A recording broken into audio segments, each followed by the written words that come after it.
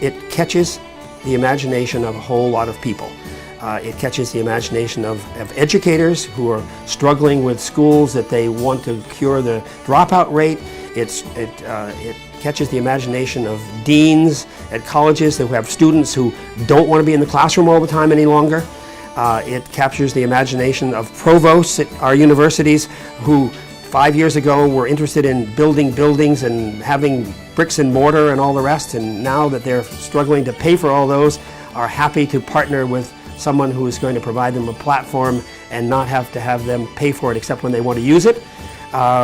So there's just a whole lot of synergy, and a lot of it is luck.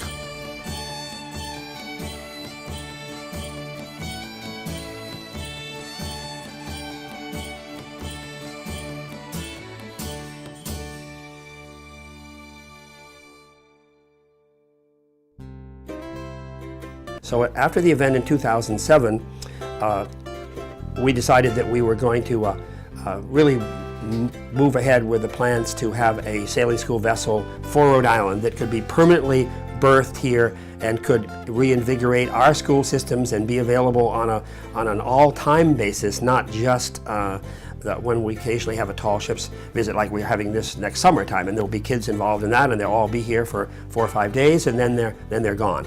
Someone heard about this hull in Amherstburg, Ontario. Amherstburg had built the hull of HMS Detroit, and so it was sitting there available for sale finally in 2007. So we sent a delegation up, looked it over. The survey party said that it was good enough to buy. We made a bid on it, and we got it, and we felt what an act of nemesis this is, that Perry defeated the Detroit in battle, and now Newport goes back and buys the hull of the Detroit, and we get it the second time to come back here. And then that's when we decided that Oliver Hazard Perry was the perfect name for the ex-HMS Detroit. We went from Newport up to Promet Shipyard, where we did some repair work and to fix some of the things which were wrong. And then when Promet was sold, suddenly we moved the ship to Senesco. Riding from Providence over to the Senesco yard was just great. I mean, of course we had a tug alongside, but we just went right through the water with no problem. We were very quick, standing on our deck. Just, you know, we didn't really get up in the bow and do the Titanic thing, but nevertheless, well, actually maybe someone did. But nevertheless, it was just fun, and you can imagine sailing the ship and imagine being underway. And of course, as a Coast Guard guy, my favorite part of my career was being underway on a ship, and this was just great. In my mind, it was always possible or even a good idea to take the ship into a yard which had more experience with new construction. So that was a natural step. So we had already prepared for that. We'd already talked to Senesco as well as Fairhaven, a few other yards. But we really wanted to stay in Rhode Island. We wanted to stay and do as much as we could there. Senesco Shipyard started ordering steel and put in the lower decks, brackets, and all kinds of things had to be done down below. And that much of that work has been completed, and we're ready to start actually building the ship higher. The bowsprit piece has gone, but down below a great deal of work has been accomplished.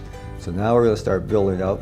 Today it started, or tomorrow, I mean right now, and it's going to be very visible, and people are going to really become more excited about this.